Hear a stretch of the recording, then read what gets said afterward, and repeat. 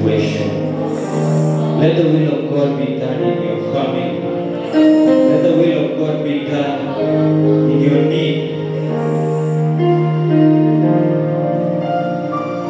Because most of the time when we are waiting for an open door from God, we have options.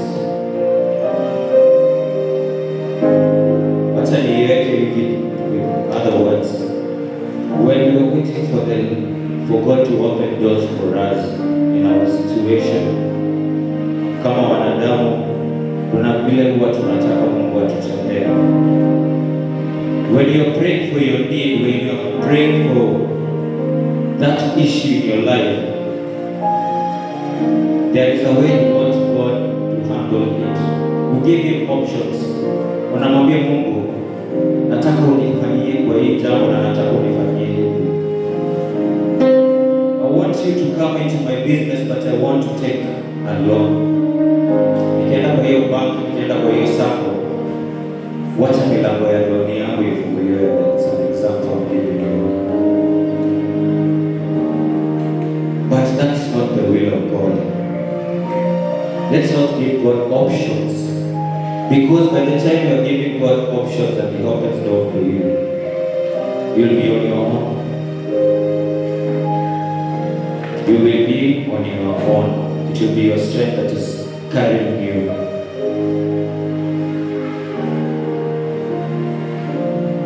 The children of Israel, God gave them a covenant even before Moses, and He said, I will deliver the Israelites from the captives of the Egypt.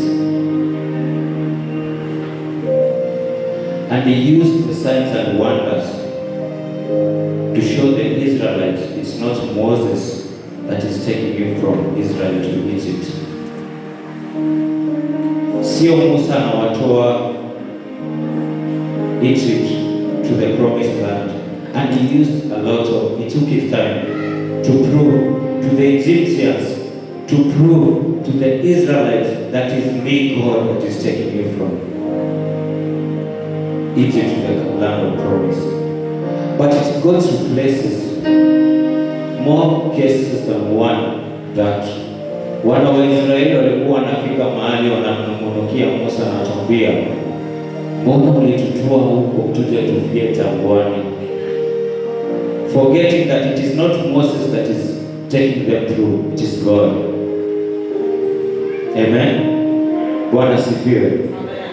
So even in your issue, that God has said He will deliver you, He will bless you, He will open that door, it is not you that will carry yourself. Usimwambie Mungu nataka uifanye hivi na hivi, because if you do that, He will let you be on your own.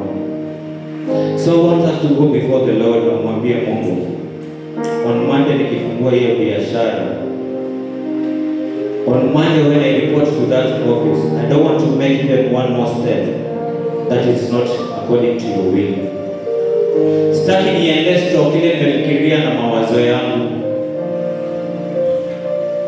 Sitaki niende hiyo kazi ambayo mimi ndo nimeitaka na moyo wangu. Sitaki hiyo kazi ambayo mimi nimekuwa nikitamani, nataka ile kazi wewe umenipangia. Because even if He gives you that marriage and God excuses Himself from that marriage you to go far and you will have to come back to the Lord. Bwana Yesu asifiwe. Nifungieni leo kama tunaelewana. The Lord wants you to follow His will. If it's the business that you are starting, I want your prayer to be, Mungu, nionyeshe biashara gani nitaanza. Nilikuwa nataka kuanza hii biashara, but kama si mapenzi yako, I don't want to start it without you. Nilikuwa nataka kuenda hii shule, lakini kama ni mapenzi yako, show me another institution. I wanted to go to this hospital, but if you were supposed to heal me, God, heal me. Let me not go to that hospital. Will you only provide here in this way and that way that I wanted, but I want your way, so that God can be part of what you started. I want you to lift your hands and tell God, I'm not making any other move in my life that you are not involved.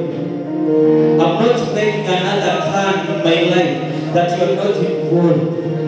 I'm not choosing another partner that you are not involved. I'm not opening a business wewe ambayo utaapprove kufungue hiyo. Siendi another transfer ambayo wewe utafungulia. Open your mouth. You don't need a song. You don't need a song to tell God the next move of my family. Hiyo decision ya familia yetu tumekaa tunataka kuifanya. Come and be part of it. That song that you blessed me with. Kama nilianza bila wewe, kuto uwe part of that song. Hiyo